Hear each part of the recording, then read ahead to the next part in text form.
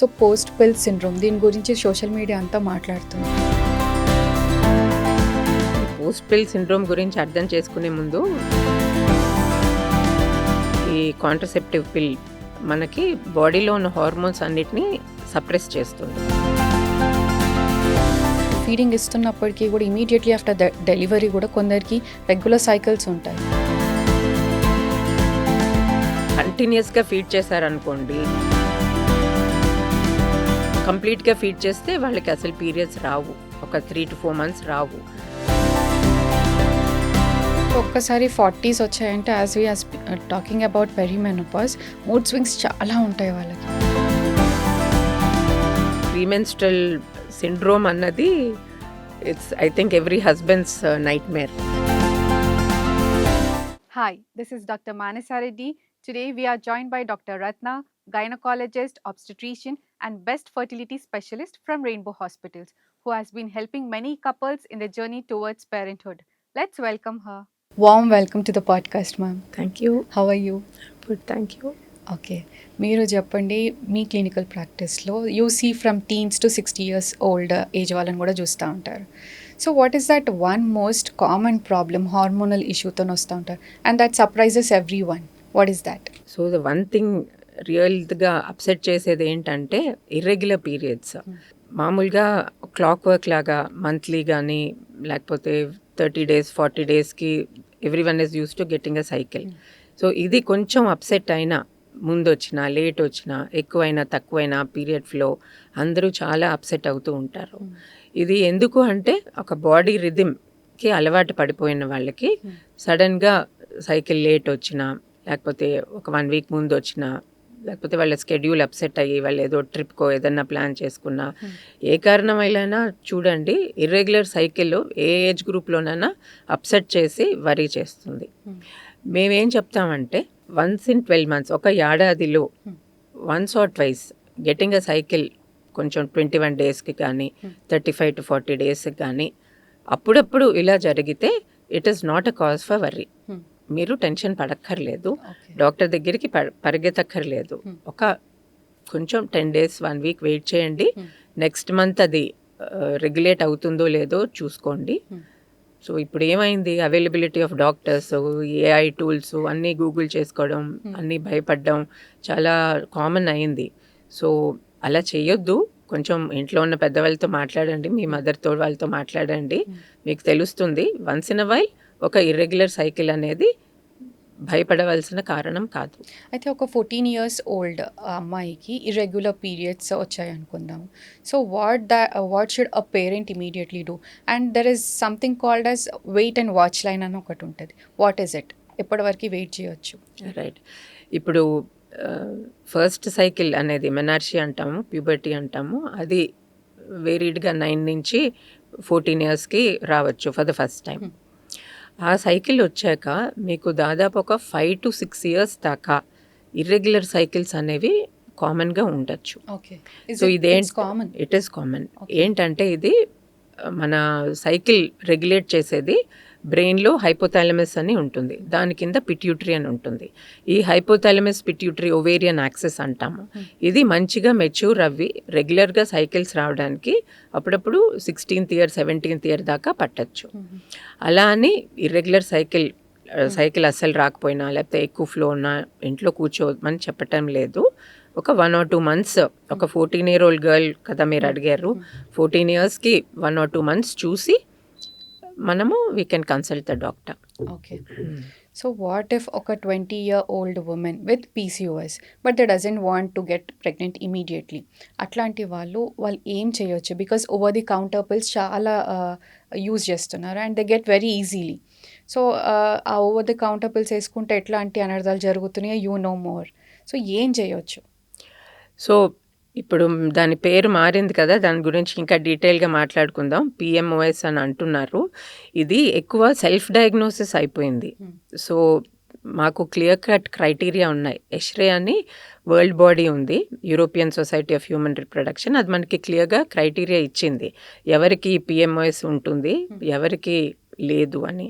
So ఒక cycle 2 cycles irregular అయితే మనము చేయవలసింది, మనకి నిజంగా ఈ ఎండోక్రైన్ ప్రాబ్లం ఉందా, ఈ పెద్ద హార్మోన్ డిజార్డర్ అనేది ఉందా లేదా, లేకపోతే just like that once in a while irregular cycles అవుతున్నాయా, అది మనం ఎస్టాబ్లిష్ చేసుకుని అప్పుడు మనము టాబ్లెట్స్ వాడుకోవచ్చు. ఇప్పుడు ఎలా ఉందంటే యాజ్ గైనకాలజిస్ట్ మనకి తెలుసు girls are very smart, girls don't have time. So మేమేం చేస్తున్నామంటే ఒక కన్సల్టేషన్కి వచ్చినప్పుడు we're taking the opportunity to educate the girls. So వాళ్ళకి చెప్తున్నాం ఇలా ఉంటే ఇలా చేయాలి, ఇలా ఉంటే ఇలా చేయాలి, మాకు తెలుసు మీకు టైం లేదు అపాయింట్మెంట్ తీసుకుని మా క్లినిక్ దగ్గర వెయిట్ చేయడానికని. సో సెల్ఫ్ మేనేజ్మెంట్, మీరు ఇలా డయట్ చేసి ఇలా ఎక్సర్సైజ్ చేసి అయినా సరే ఈ టైంలో సైకిల్ రాకపోతే ఇది ప్రిస్క్రిప్షను, ఇది మీరు ఒక 5 days వాడండి, అప్పుడు సైకిల్ రెగ్యులేట్ అవుతుంది. అంతేగాని మెడికల్ షాప్ వాడిని అడిగి మన ఆంటీని అడిగి మన ఇష్టం వచ్చిన పిల్స్ చేసుకుని బాడీని అబ్యూస్ చేయడం మాత్రం కరెక్ట్ కాదు. సో ఒక టీనేజర్ అమ్మాయి, స్కూల్కి వెళ్ళే అమ్మాయి, severe period pain, she always misses her school. So is it very normal? అంటే ఇది ఒక growing up later growing up స్టేజ్లో this is common or a red flag for endometriosis? Right, period pains first day ఉండడం it's quite common. So ఒకసారి 2 సార్లు కొంచెం అప్పుడప్పుడు ఎక్కువ ఫ్లో వచ్చితే ఎక్కువ పెయిన్ వస్తుంది, దానికి కూడా కంగారు పడక్కర్లేదు. ఎప్పుడైతే డైలీ రొటీన్ మిస్ అవుతుందో అమ్మాయి, షీఈ్ నాట్ అదే స్కూల్కి వెళ్ళలేకపోతుంది, కాలేజ్కి వెళ్ళలేకపోతుంది, ది హాట్ బ్యాగ్ ఏదో పెట్టుకుని పడుకుని అమ్మ నేను వెళ్ళలేనంటుంది, అలాంటప్పుడు తప్పకుండా మీరు అన్నట్టు ఎండోమెట్రియోసిస్ కానీ వేరే ఏదైనా ప్రాబ్లం ఉందేమో అని డాక్టర్ దగ్గరికి వెళ్తే చాలా సింపుల్ థింగ్, ఒక స్కాన్ చేస్తాం అంతే. సో మేబీ 2-3 times అలాగా హెవీ పెయిన్ తోటి స్కూల్ మానిపించి ఇంట్లో పడుకోవాల్సి వస్తుందంటే తప్పకుండా డాక్టర్ దగ్గర తీసుకెళ్ళడం మంచిది. సో పోస్ట్ పిల్ సిండ్రోమ్, దీని గురించి సోషల్ మీడియా అంతా మాట్లాడుతుంది. Is it real or they are exaggerating it?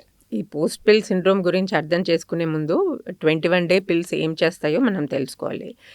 So ఏం చేస్తుందంటే ఈ కాంట్రసెప్టివ్ పిల్ మనకి బాడీలో ఉన్న హార్మోన్స్ అన్నిటినీ సప్రెస్ చేస్తుంది.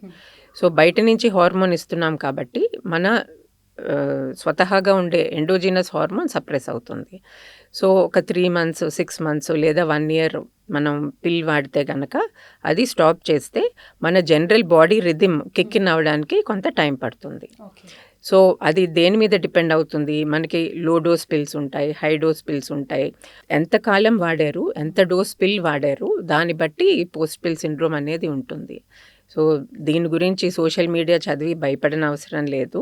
ఒకసారి డాక్టర్ దగ్గరికి వెళ్ళి హ్యావ్ అ కన్సల్టేషన్, మీరు ఏం స్ట్రెంగ్త్ వాడారు, ఎంతకాలం వాడారు, మీ original cycle to come back to normal ఎంతసేపు పడుతుంది, you can have a discussion. So is it dangerous? ఒకటేసారి ఆ పిల్ స్టాప్ చేస్తే ఎట్లా ఉంటుంది మళ్ళీ బాడీ? డేంజరస్ కాదు, అది కొన్నాళ్ళు వాడి, అంటే ఇప్పుడు కాంట్రసెప్షన్కి కానీ ఏక్నీకి పిల్స్కి పింపుల్స్కి కానీ లేకపోతే ఎండోమెట్రియోస్కి కానీ పిల్స్ ఒక 1 year వాడతాము, వాడాక స్టాప్ చేసాక కొంత టైంలో 2-3 monthsలో మన రెగ్యులర్ సైకిల్ ఎస్టాబ్లిష్ అవుతుంది. ఇప్పుడు మనం ఏం తెలుసుకోవాలంటే ఇండివిజువల్ వేరియేషన్ అనేది ఉంటుంది. ఏ ఇద్దరు లేడీసు ఒక వాళ్ళ హార్మోన్ ప్రొఫైల్ ఒకటిగా ఉండదు, సిమిలర్లీ వాళ్ళ రియాక్షన్ టు ద పిల్ ఒకటిగా ఉండదు. సో వేరియేషన్గా అందరికీ ఒక రూల్ అనేది ఉండదు. కొంతమందికి 2 monthsలో సైకిల్ అంతా సెట్ అయిపోతుంది, కొంతమందికి 3 months 4 months పడుతుంది.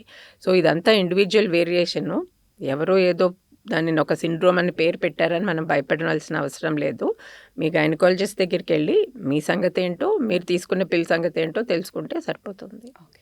సో చాలామంది 30sలో ఉన్న వాళ్ళకి ఆఫ్టర్ ద బేబీ వాళ్ళ పీరియడ్స్ అన్నీ చేంజ్ అయిపోయినాయి అని అంటారు. సమ్ ఫీల్ హెవీ అవుతున్నాయి, పెయిన్ ఇంకా ఎక్కువ అవుతుంది అనేసి.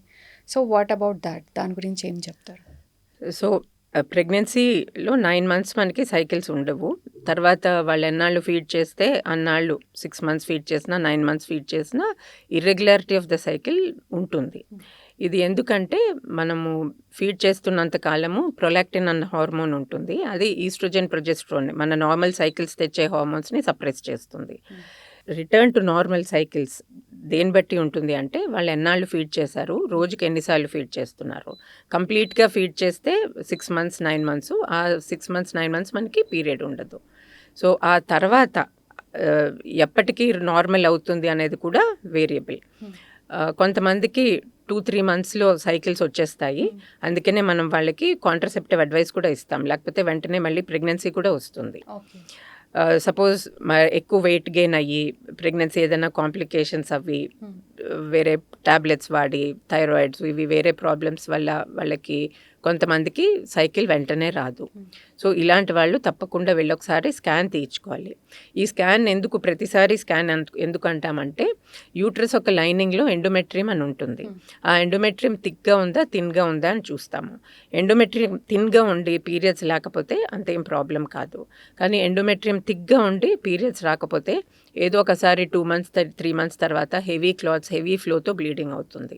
So irregular periods post pregnancy ఉంటే ఒక 3-4 months ఆఫ్టర్ ఫీడింగ్ స్టాప్ అయినప్పుడు కూడా సైకిల్ రెజ్యూమ్ అవ్వకపోతే ఒకసారి గైనకాలజిస్ట్ దగ్గరికి వెళ్ళి కన్సల్ట్ అవ్వండి, స్కాన్ తీయించుకోండి, వాళ్ళు హెల్ప్ చేస్తారు. ఇప్పుడు అదే again same thing 6 months 9 months periods లేకుండా బాడీ మళ్ళీ సైకిల్స్ రెజ్యూమ్ చేయడానికి body will take a little time. ఇది కూడా మళ్ళీ ఇండివిజువలైజ్డ్, కొందరికి తొందరగా వస్తుంది, కొందరికి కొంచెం టైం బట్ అగైన్ పడుతుంది. మీరు ఇందాక అన్నట్టు ఫీడింగ్ ఇస్తున్నప్పటికీ కూడా ఇమీడియట్లీ ఆఫ్టర్ డెలివరీ కూడా కొందరికి రెగ్యులర్ సైకిల్స్ ఉంటాయి. రైట్, అది ఇట్స్ అ వేరియేషన్. ఇప్పుడు కంటిన్యూస్గా ఫీడ్ చేశారనుకోండి, అంటే without any supplementation bottle feed అసలు ఏమి టాప్ ఫీడ్ ఏమి ఇవ్వకుండా కంప్లీట్గా ఫీడ్ చేస్తే వాళ్ళకి అసలు పీరియడ్స్ రావు, ఒక 3 to 4 months రావు. ఎందుకంటే ఓవ్యులేషన్ సప్రెస్ అవుతుంది, రెగ్యులర్గా బాడీలో ఉండే ఈస్ట్రోజన్ ప్రొజెస్ట్రోన్ సప్రెస్ అవుతుంది. కానీ జస్ట్ 1 or 2 times ఫీడ్ చేసి పైనుంచి సప్లిమెంటల్ ఫీడ్స్ ఇస్తున్న వాళ్ళకి సైకిల్స్ తొందరగా రెజ్యూమ్ అవుతాయి.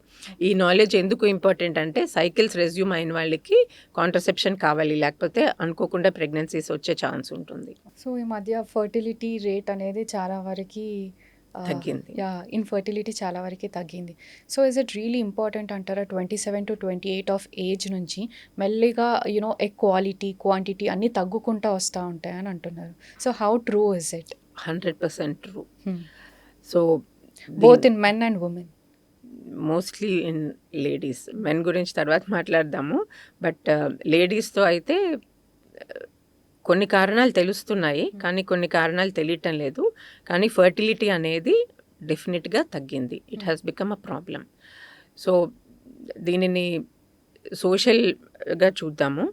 సో మన బిఫోర్ జనరేషన్స్, మన మదర్స్ అండ్ గ్రాండ్ మదర్స్కి 26కి తప్పకుండా ఒక చైల్డ్ ఉండేవారు, కొందరికి 2-3 కూడా ఉండేవారు. ఇప్పుడు మనకి ఏమైంది, we're getting educated. So let us a common ఒక ఇంజనీరింగ్ గ్రాడ్యుయేట్ తీసుకోండి, 21-22కి తన ఎడ్యుకేషన్ కంప్లీట్ అవుతుంది, తర్వాత MBA MS చేస్తారు, మ్యారేజ్ అనేది 26-28కి అవుతుంది, తర్వాత getting to know each other అంటారు, సో 29-30 అంటారు. సో బై ద టైం అంతా అయ్యి సెటిల్ అవ్వి మనం పిల్లల గురించి ఆలోచించేటప్పటికి early 30s, late 20s, early 30s వస్తున్నాయి. సో ఇక్కడ మేమేం చూస్తున్నామంటే egg quality and egg quantity, AMH అని ఒక హార్మోన్ ఉంటుంది. ఆ AMH హార్మోను కొంతమందికి సిగ్నిఫికెంట్గా లేట్ 20sకే తగ్గుతోంది. సో ఇంత ప్రొలాంగ్ కెరియర్ ప్లాన్ పాత్ ఉండడం మంచిది. ఉంటే గనక if you're planning to postpone, ఆ AMH టెస్ట్ అనేది మాత్రం చేసుకుంటే చాలా మంచిది. ఎగ్ ప్రిజర్వేషన్ గురించి చెప్పండి, దాని గురించి. ఇప్పుడు అది ట్రెండింగ్లో ఉంది కదా. ఇదొక హెల్దీ ట్రెండ్, కానీ సరైన చోట సరిగ్గా చేసుకోవాలి. It's eggs in the egg freezing is like బ్యాంక్లో మనీ పెట్టుకోవడం. సో మనం యంగ్ అండ్ హెల్దీగా ఉన్నప్పుడు 25 to 28కి మనకి ఎగ్స్ హెల్దీగా ఉంటాయి, క్వాలిటీ కూడా చాలా మంచిగా ఉంటుంది, క్వాంటిటీ అడిక్వేట్గా ఉంటుంది. ఇలాంటి టైంలో ఎగ్స్ని స్టిమ్యులేట్ చేసి మనం వాటిని అండర్ అనెస్థీసియా చిన్న వాక్యూమ్ నీడిల్తో ఎగ్ రిట్రీవల్ అని చేస్తాము, తీసి అవి ఫ్రీజింగ్లో ఉంచేస్తాం. అవి 5 years, 10 years, 15 years ఎన్నాళ్ళైనా ఉంచుకోవచ్చు. కానీ అది గ్యారంటీ ఫర్ ఫర్టిలిటీ కాదు. ఎందుకంటే ఏ IVF ప్రొసీజర్ చేసినా మనకు ఒక 50%, 60-65% సక్సెస్ రేట్స్ ఉంటాయి. సో నాకు ఎగ్స్ బ్యాంక్లో ఉన్నాయి కాబట్టి, అదే ఎగ్స్ ఫ్రీజింగ్లో ఉన్నాయి కాబట్టి నేను 40 ఏళ్ళకి వాడుకుంటాను వాటిని అనే ఒక చిన్న ఫాల్స్ సెన్స్ ఆఫ్ సెక్యూరిటీతో ఉండకూడదు. So egg freezing, social egg freezing అంటాం. అంటే ఏమీ ప్రాబ్లమ్స్ లేని వాళ్ళు, జస్ట్ మ్యారేజ్ డిలే అయ్యో, దే గోయింగ్ ఫర్ PhD బయటకు, మదర్హుడ్ డిలే అవుతుందన్న వాళ్ళు జస్ట్ లైక్ దట్ పెట్టుకునేది సోషల్ ఎగ్ ఫ్రీజింగ్ అంటాం. అది విత్ డ్యూ అండర్స్టాండింగ్ చేసుకోవాలి. That it's not a complete guarantee. ఎందుకంటే మహా అయితే 10 eggs 12 eggs ఫ్రీజ్ చేస్తాం ఒకసారి. ఓకే. వాటిలో మంచి ఎగ్ ఉండాలి, వాటితో మంచి ప్రెగ్నెన్సీ రావాలి. దానికి ఒక మ్యాక్స్ 65-70% సక్సెస్ రేట్ ఉంటుంది. మిగతా కాజెస్ ఆఫ్ ఎగ్ ఫ్రీజింగ్ ఏంటంటే అన్ఫార్చునేట్గా మెలిగ్నెన్సీ క్యాన్సర్స్ వచ్చి రేడియేషన్ కానీ కీమోథెరపీ కానీ ఇచ్చిన, లేకపోతే సివియర్గా ఓవేరియన్సిస్ వాటికి వచ్చి ఓవరీ రిమూవ్ చేయాలన్నా అలాంటప్పుడు స్టిమ్యులేట్ చేసి తర్వాత డ్యామేజ్ ఎక్స్పెక్ట్ చేస్తున్నాం కాబట్టి ముందుగానే ఎగ్స్ తీసి పెట్టుకుంటాం. అది ఫర్టిలిటీ ప్రిజర్వేషన్ అంటాం. So medically indicated egg freezing. అది థైరాయిడ్ డిస్ఫంక్షన్ చాలా పీక్లో ఉంటుంది 30sలో, 28 to 30s. So there are other dysfunctions also.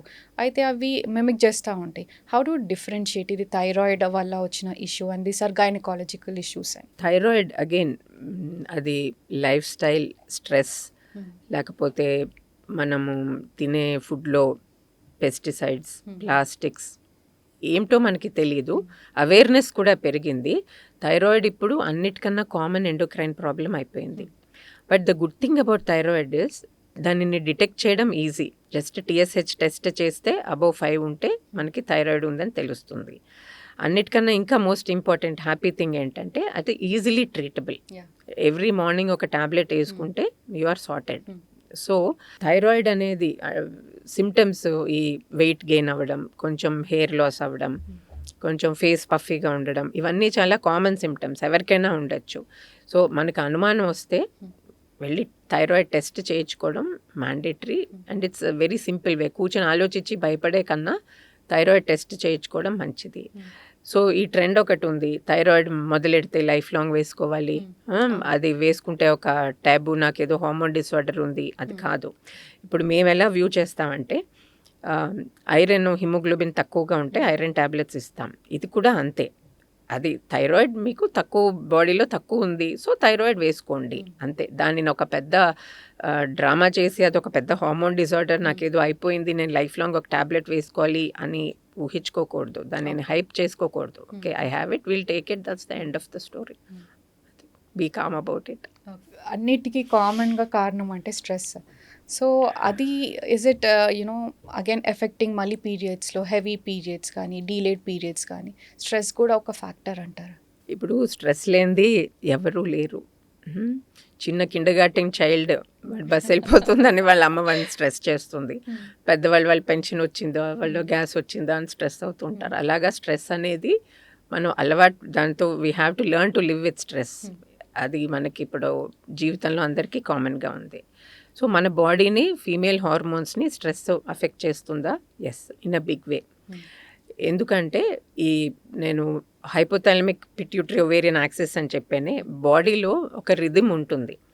ఈ స్ట్రెస్ వచ్చి ఆ రిథమ్ అంతని పాడు చేస్తుంది. అది మీరు కార్టిసాల్ అనొచ్చు. మనకి తెలిసినది కార్టిసాల్, అందరికీ కార్టిసాల్ అంటే అర్థమవుతుంది. ఇంకొకటి మనకి అడ్రినలిన్ ఒక హార్మోన్ ఉంది. ఇవన్నీ క్రానిక్గా ఎలివేటెడ్గా ఉంటే మనకి ఈ ఈస్ట్రోజన్ ప్రొజెస్ట్రాన్ బ్యాలెన్స్, ఈ హైపోథాలమస్ పిట్యూటరీ నుంచి ఏదైతే ఓవరీస్ని బ్యాలెన్స్ చేస్తుందో అదంతా డిస్రెగ్యులేషన్ అయిపోతుంది. సో మనకి స్ట్రెస్ అనేది మేనేజ్ చేసుకోవడం, హ్యాండిల్ చేసుకోవడం లైఫ్లో చాలా ఇట్స్ అన్ ఇంపార్టెంట్ ప్రయారిటీ. అది స్ట్రెస్ తీసేయడం అనేది ఏమి ఉండదు. స్ట్రెస్ ఉంటే మనం ఎలా కోప్ చేయగలగలో అలాగా ఎవరికి వాళ్ళకి కోపింగ్ స్ట్రాటజీస్ ఉండాలి. అది that is very important. Okay. So స్ట్రెస్ని మేనేజ్ చేసుకోవాలి, you should know how to cope అన్నారు కదా. సో మీ దగ్గరికి వచ్చిన ఉమెన్ కానీ టీనేజర్స్కి కానీ మీరు ఎట్లా గైడ్ చేస్తారు, ఎట్లా అడ్వైస్ చేస్తారు వాళ్ళకి? ఫిజికల్ యాక్టివిటీయా లేదా హాబీసా? How do you advise them? Right. So ఎవరి స్ట్రెస్ వాళ్ళకి మంచిగా తెలుస్తుంది. ఏది వాళ్ళకి స్ట్రెస్సింగ్ ట్రిగ్గరింగ్ ఫ్యాక్టర్ ఏదో వాళ్ళకి తెలుస్తుంది. సో ఆ ట్రిగ్గర్స్ అవి వచ్చినప్పుడు ఎలా మేనేజ్ చేయాలి, అది కూడా it's individualise thing. So me time అని చెప్తాం. మీ టైం అంటే మీకు ఏది ఎంజాయ్ చేసి ఒక కొద్ది గంటలు అన్నీ మర్చిపోయి just be happy doing your thing. ఇది అందరికీ ఆబ్వియస్గా ఒకటి అవ్వదు కదా. కొందరికి మ్యూజిక్ ఉంటుంది, కొందరికి ఒక గేమ్ ఆఫ్ షటిల్, ఇప్పుడు పికిల్ బాల్, ఏరోబిక్స్, కొందరికేమో స్పా వెళ్ళడం అవుతుంది, ఫ్రెండ్స్తో కలిసి బయటికి వెళ్ళడం అవుతుంది. సో స్పా ట్రీట్మెంట్స్ కొందరికి అవి నచ్చుతాయి, కొందరికి కుకింగ్ షోస్ అవి చూడడం ఇష్టం. కాకపోతే అన్నిట్లోకి ఏంటి ఇంపార్టెంట్ అంటే మనం అందరం we're sitting for a long time. ఆఫీసులో 8 నుంచి 8 ఫిజికల్గా సెడెంటరీగా కూర్చుంటున్నాం. ఇది చాలా అన్హెల్దీ ట్రెండ్. మీకు తెలిసే ఉంటుంది, sitting is the new smoking అని ఒక 10 ఏళ్ళ నుంచి అంటున్నారు. సో మీ స్ట్రెస్ రిలీఫ్ మంత్రాలో ఫిజికల్ యాక్టివిటీని 100% ఇన్కార్పొరేట్ చేయండి.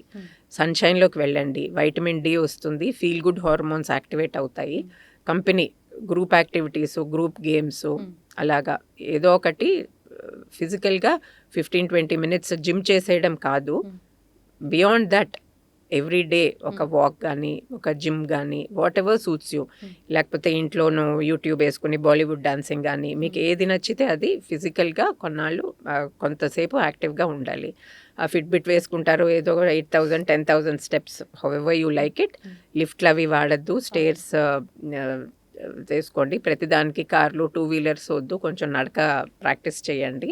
So get back to your roots. మీ మదర్స్, గ్రాండ్ మదర్స్ ఫిజికల్గా ఎలా యాక్టివ్గా ఉండేవారో మీరు కూడా కొంచెం అలాగా మెషిన్స్, యంత్రాలని వదిలేసి try to get on your feet and be active. Good advice. So ఇప్పుడు మనం చూస్తూ ఉంటే పెరిమెనోపాజ్ అది కూడా ఆల్మోస్ట్ 38 to 40sలో వచ్చేస్తుంది. సో అట్లాంటప్పుడు ఎర్లీ వార్నింగ్ సైన్స్ని కొందరికి తెలీదు, కొందరు because of awareness or knowledge ఉండడం వల్ల ఓకే. అట్లా అవేర్నెస్ లేని వాళ్ళు, ఎర్లీ సైన్స్ అండ్ సిమ్టమ్స్ని ఇగ్నోర్ చేసిన వాళ్ళు, how should they handle later? So perimenopause, మెనోపాజ్లో మనకి 2-3 ఇంపార్టెంట్ థింగ్స్ ఉంటాయి. అది ఏంటంటే వెయిట్ పుట్ ఆన్ అవుతారు. It's a very small change. Body metabolism slow అవుతుంది, వాళ్ళకి ఫిజికల్ యాక్టివిటీ తగ్గుతుంది. సో టమ్మీ దగ్గర ఫ్యాట్ వస్తుంది, tummy and back side fat వస్తుంది, కొంచెం పీరియడ్స్ ఇర్రెగ్యులర్ అవుతాయి, కొంచెం ల్యాక్ ఆఫ్ ఎనర్జీ అనిపిస్తుంది. అండ్ యాజ్ డాక్టర్స్ మాకేం కావాలి అంటే ఈ టైంలో వాళ్ళకి థైరాయిడ్ కాదు కదా, it's not mimicking thyroid and thyroid చూస్తాము. డయట్ అండ్ ఎక్సర్సైజ్లో కాల్షియం అండ్ ప్రోటీన్ మంచిగా ఉండాలి. ఎందుకంటే ఈ టైంలో బోన్స్ కూడా మెత్తపెట్టడం, ఆస్టియోపీనియా అంటాము, బోన్స్ స్ట్రెంగ్త్ తగ్గడం మొదలెడుతుంది. సో గుడ్ డయట్ చెప్తాము. అంటే కాల్షియం అండ్ ప్రోటీన్ డయట్లో ఉండాలి. కాల్షియం సప్లిమెంట్స్ ఇస్తాము. తర్వాత కొంచెం ఇంట్లో కూర్చునే వాళ్ళైతే ఫిజికల్గా యాక్టివ్గా ఉండి ఒక గ్రూప్ ఆఫ్ ఫ్రెండ్స్తో బయటకు వెళ్ళి, ఇప్పుడు ఏమవుతుంది, దట్స్ ద టైం చిల్డ్రన్ ఏమో బిజీగా ఉంటారు, హస్బెండ్ బిజీగా ఉంటారు, కెరియర్లో మీరు కూడా బిజీగా ఉండొచ్చు, లేకపోతే ఇంట్లో ఉంటే కొంచెం డల్గా ఉంటుంది, you are not needed so much anymore by the children కదా, అలాగా. So find something that keeps you happy, occupied and again physically active. Watch your diet, protein తినండి, కాల్షియం తీసుకోండి, అండ్ ఒకసారి డాక్టర్ దగ్గరికి వెళ్ళి అవసరమైతే బోన్ మినరల్ డెన్సిటీ అవి చేయించుకోండి. సో ఒక 42-year ఉమెన్కి అప్పటిదాకా she's fine, all of a sudden over ఆమె 42 years ఆఫ్ లైఫ్ టైంలో that is the first time she's having too much of heavy bleeding అనేది ఉంది. Is that what a perimenopause stage అంటారా, ఫైబ్రాయిడ్స్ అంటారా, or anything something more dangerous? So 42 yearsకి ఈ estrogen progesterone balance ఏదైతే every month regular ovulation, so I'll talk about this a little. So first 14 days of the cycle మనకి oestrogen అన్న ఒక hormone dominate చేస్తుంది. ఆ తర్వాత డే 12 to 16 మధ్యన ovulation అవుతుంది. ఓవులేషన్ అయ్యాక ప్రొజెస్ట్రాన్ అన్న హార్మోన్ ఒక 15 days వస్తుంది. So this is the normal balance. ఇప్పుడు 39-40 years దగ్గర నుంచి ఏమవుతుంది, ఓవులేషన్ అనేది ఇర్రెగ్యులర్గా అవుతుంది. సో మీరు ఈ పెరిమెనోపాజ్ అంటున్నారు కదా, అది ఇర్రెగ్యులర్ ఓవులేషన్ వల్ల మీకు ఇర్రెగ్యులర్ పీరియడ్స్ రావడం మొదలెడతాయి. సో ఫస్ట్ టైం అయితే ఒకసారి 1 month చూడొచ్చు, బట్ రెగ్యులర్గా ఇలా అవుతుంటే ఒకసారి స్కాన్ తీయించుకుని హార్మోన్ ఎస్టిమేషన్ చేయించుకుంటే మనకి we can deal with it better. ఒక్కసారి 40s వచ్చాయంటే as we are talking about perimenopause, mood swings చాలా ఉంటాయి వాళ్ళకి. So how do you explain them or how do you suggest them managing it? So ఈ PMS, ఈ premenstrual syndrome అన్నది it's I think every husband's nightmare.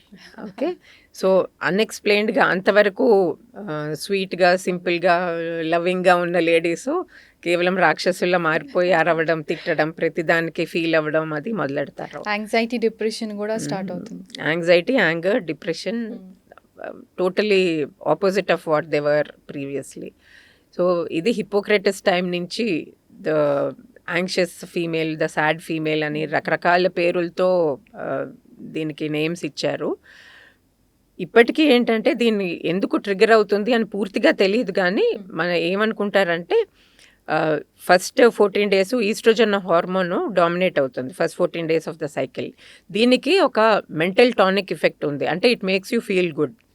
So ovulation అయ్యాక progesterone వస్తుంది. ఈ progesterone pregnancy అవ్వకపోతే ప్రొజెస్ట్రాన్ విత్డ్రా అయ్యి బాడీలోంచి మనకి పీరియడ్ వస్తుంది.